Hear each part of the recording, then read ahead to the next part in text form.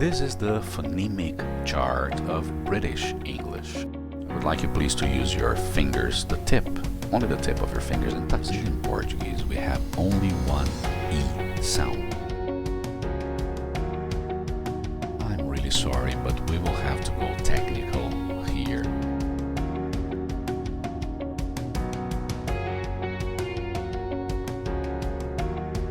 You lived your life like a candle in the wind. Candle in the wind.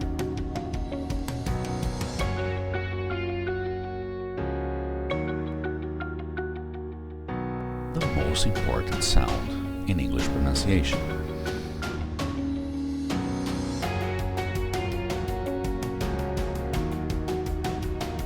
Stick around, we're just starting.